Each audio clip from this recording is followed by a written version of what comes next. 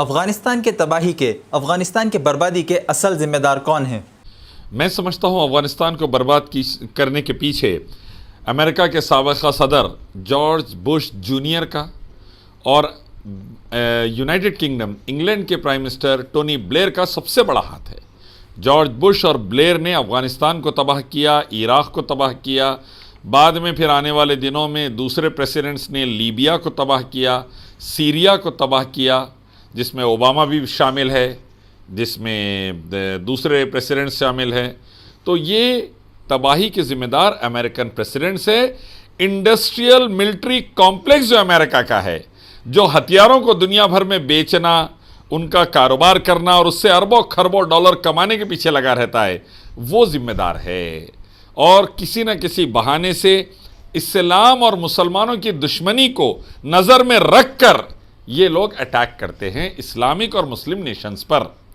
आप देखिए, अफ़गानिस्तान के पीछे अटैक करने के पीछे कहीं ना कहीं एक्सट्रीमिस्ट और फैनेटिक का बहाना बनाया गया, झूठे 9/11 के इल्ज़ामात लगाए गए और अटैक कर दिया गया। 10 लाख अफ़गान मर्द, औरत और मासूम बच्चों को मार दिए।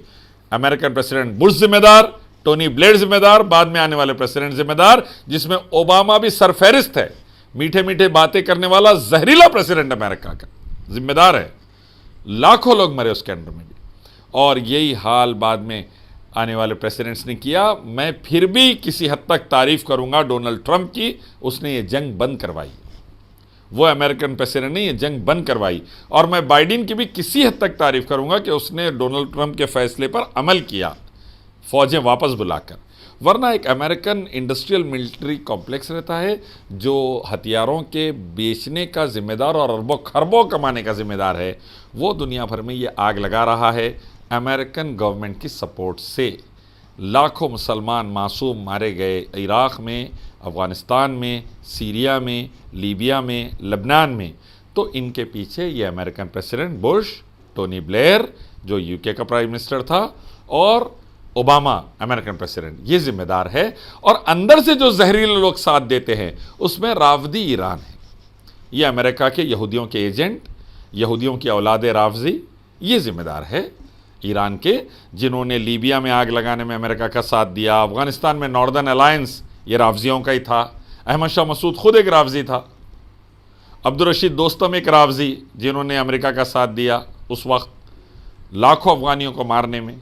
और इराक़ की तबाही में अमेरिका का साथ देने वाले ईरान के रावजी, यहूदी के औलादे। तो ये लोग हैं, इनको इस्लाम का, मुसलमानों का फलना फूलना, अच्छा रहना, सलामती आफ़ियत से रहना, तरक्की करना, आगे बढ़ना पसंद नहीं आता।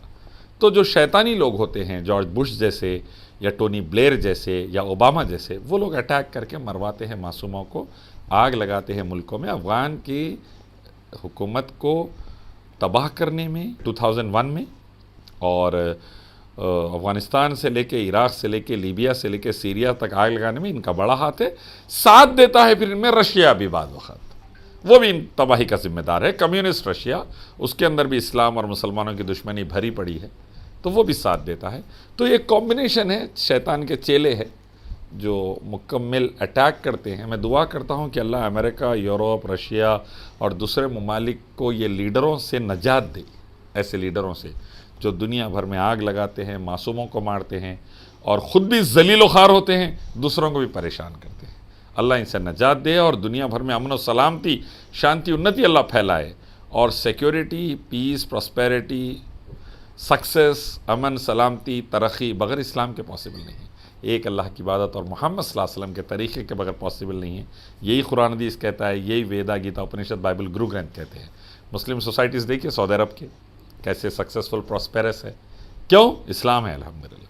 तो वैसा अगर रहेगा वर्ल्ड वाइड तो अच्छा रहेगा, लेकिन ये लोग चाहते नहीं, इसलिए आग लगाते हैं।